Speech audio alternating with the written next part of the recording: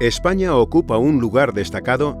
entre los países que utilizan energías renovables para reducir su dependencia energética exterior y la emisión de contaminantes atmosféricos. En los últimos años,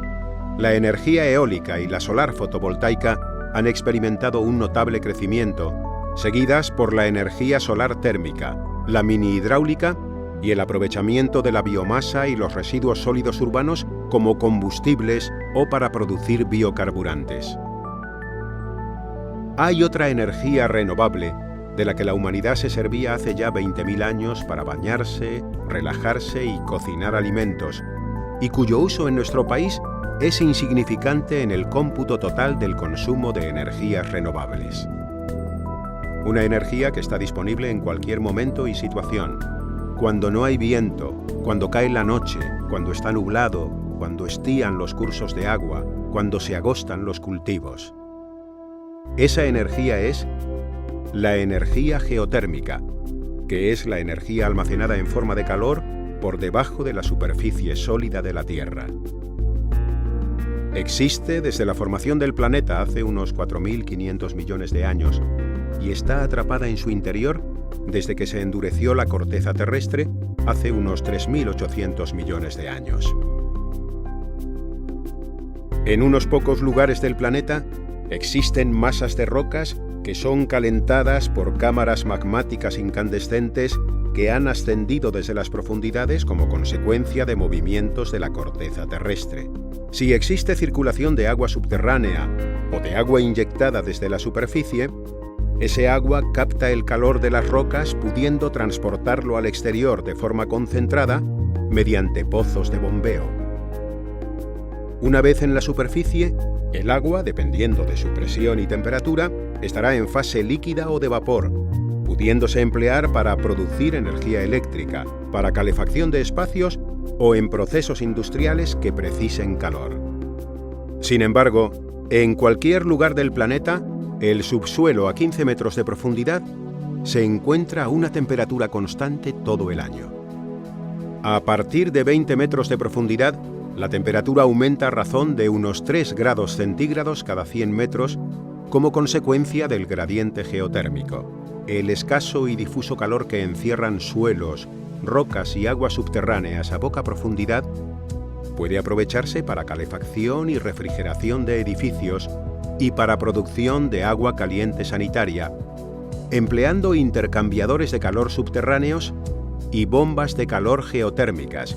que a cambio de pequeños consumos de energía eléctrica permiten captar ese calor, concentrarlo y elevar su temperatura, proporcionando ahorros de energía térmica en edificios que, comparados con sistemas convencionales de gasoil, gas o electricidad, pueden representar entre un 30 y un 70%. Ahorros no desdeñables si se considera que actualmente el mayor consumo energético en los hogares de nueva construcción se realiza para satisfacer necesidades de climatización y agua caliente sanitaria. El espacio subterráneo que se extiende a partir del primer metro y hasta 400 metros de profundidad es el dominio de la geotermia superficial o de poca profundidad, llamada también energía geotérmica de muy baja temperatura. En ese espacio se construyen los intercambiadores de calor subterráneos, que conectados a bombas de calor geotérmicas permiten aprovechar temperaturas del subsuelo comprendidas entre 10 y 30 grados centígrados. Desde finales de los años 70, pero particularmente desde principios de los años 90, se ha producido un gran incremento en el empleo de bombas de calor geotérmicas para climatización de edificios y producción de agua caliente sanitaria, estimándose que actualmente hay más de 1 millón de instalaciones en Canadá, Estados Unidos, Japón, Suecia, Alemania, Austria, Francia y otros países europeos. Una bomba de calor geotérmica es un aparato termodinámico que dispone de un circuito cerrado estanco por el que circula un fluido frigorífico que cambia de estado, líquido o gaseoso, en función de los 4 órganos que atraviesa: evaporador, compresor, condensador y descompresor. En el evaporador, el calor captado en el terreno por un fluido portador de calor, agua o agua con un anticongelante que recorre el intercambiador subterráneo es transferido al fluido frigorífico que se vaporiza, pasando del estado líquido al estado gaseoso. El compresor eléctrico comprime el gas frigorífico y eleva su temperatura. El condensador permite al gas frigorífico ceder calor al fluido del circuito de calefacción de un edificio, volviendo al estado líquido. El descompresor rebaja la presión del líquido frigorífico, que comienza su vaporización, iniciando un nuevo ciclo. El fluido caloportador, una vez enfriado en el evaporador, retorna al subsuelo. En modo refrigeración, mediante una válvula de expansión de doble sentido y una válvula de 4 vías a la salida del compresor, se invierte el sentido de funcionamiento del sistema y el calor excedente del edificio es evacuado al subsuelo fresco. El rendimiento de una bomba de calor geotérmica en modo calefacción se mide por la relación entre la cantidad de calor producida y la energía eléctrica consumida. Esa relación se denomina COP, coeficiente de eficiencia energética, y suele estar comprendido entre 3 y 5. Una termobomba que tenga un COP de 5 significa que proporciona 5 kilovatios de energía térmica al edificio por cada kilovatio de energía eléctrica consumida por el motor del compresor, las bombas de circulación de los fluidos, el termostato, los ventiladores, etc. Es decir, que 4 kilovatios provienen de la energía geotérmica, que es gratuita. En modo refrigeración, la energía útil es el calor extraído del edificio por la bomba de calor. El fluido portador de calor que circula por los intercambiadores subterráneos puede ser agua subterránea o agua con un anticongelante en circuito cerrado. En el primer caso, el intercambiador es el propio acuífero desde el que se bombea agua por un pozo de producción y al que se restituye por un segundo pozo de inyección, una vez que ha cedido el calor transportado en el evaporador de la bomba de calor o en un intercambiador intermedio. Más comunes son los sistemas geotérmicos, en los que circula agua con un anticongelante por un conjunto de tubos de polietileno en circuito cerrado. Los tubos de polietileno pueden ir enterrados horizontalmente en el suelo, intercalados en las masas de hormigón armado que se emplean en las cimentaciones de algunos edificios, o dispuestos verticalmente en el interior de sondeos de pequeño diámetro. Los intercambiadores horizontales son más fáciles de instalar y más económicos. Se colocan espaciados regularmente en amplias áreas excavadas o en zanjas para evitar una gran destrucción de terreno. Como la recarga térmica del terreno la proporcionan la radiación solar, el viento y el agua de lluvia que moja el suelo y se infiltra en la tierra, no se puede impermeabilizar la superficie del suelo situada por encima del intercambiador, ni plantar árboles cuyas raíces podrían dañar los tubos de polietileno enterrados. Las cimentaciones termoactivas son elementos estructurales de hormigón que, además de su función resistente, captan calor del subsuelo o lo ceden al mismo, al ir equipadas con tubos de polietileno sujetos a las armaduras o intercalados en las soleras, por los que circula agua con un anticongelante. El calor o el frescor del subsuelo captados por los intercambiadores se reconduce a la sala de calderas del edificio para alimentar las bombas de calor empleadas para la climatización del mismo.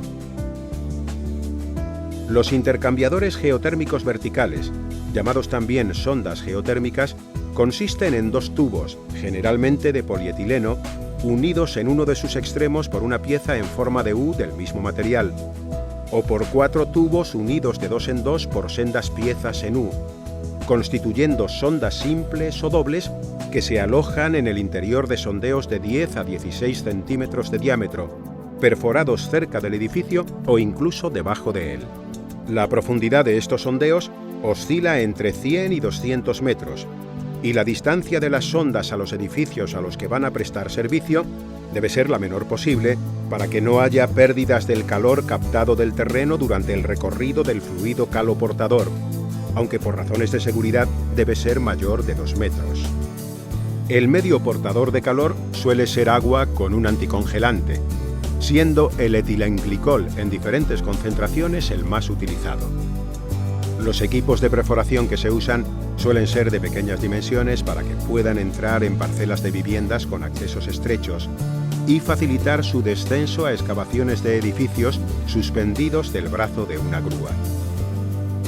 Las sondas geotérmicas se introducen rellenas con el fluido caloportador para evitar que puedan aplastarse por diferencias de presión entre el interior y el exterior de las mismas en caso de existir agua o lodos en el sondeo o cuando se realice la cementación. Para facilitar el descenso, se cuelga un lastre en el pie de las sondas, que quedará perdido en el fondo. Los rollos de sondas se colocan en un tambor o carrusel giratorio empleándose un torno equipado con freno, o una guía mecánica accionada eléctricamente que permite que los tubos avancen o retrocedan, evitando atascos. Una vez instalada la sonda, se rellena o se cementa el espacio anular que queda entre los tubos de polietileno y las paredes del sondeo, al objeto de lograr un buen intercambio térmico entre el terreno y el líquido portador de calor, cerrar el sondeo desde la superficie, evitar la entrada de contaminantes exteriores y sellar los acuíferos que hayan podido ser atravesados durante la perforación. La mejor forma de lograrlo es cementando con una suspensión de cemento bentonita, a la que se puede añadir arena de cuarzo finamente molida y polvo de grafito. Una vez fraguado el mortero de cemento bentonita, se somete a la sonda a un ensayo de presión definitivo para comprobar que no existen fugas y poder garantizar que en condiciones normales de trabajo, la sonda geotérmica tendrá una vida útil de 50 años. En edificios de grandes dimensiones o urbanizaciones, al igual que para cimentaciones termoactivas,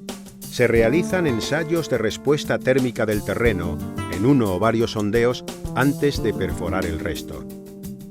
Se inyecta calor de forma ininterrumpida al subsuelo y se aplican herramientas informáticas de simulación numérica para predecir su comportamiento térmico con el transcurso de los años. Si se considera el retraso que arrastra España en materia de aprovechamiento de la energía geotérmica poco profunda en comparación con los países de nuestro entorno y las circunstancias de altos precios y baja disponibilidad de suelo, no resulta difícil aventurar que en los próximos 10 a 15 años vamos a asistir a un crecimiento espectacular en el número de perforaciones geotérmicas que se realicen en España, para intentar acercarnos a las cifras que ofrecen otros países, como puede ser Suiza, que con una superficie equivalente al 8,2% de la de España y una población que representa el 16% de la española, en el año 2007 se perforaron 1.400 kilómetros de sondeos geotérmicos superficiales. Renovable, inagotable, natural, económica, eficiente, la energía geotérmica superficial es sin duda la energía del futuro.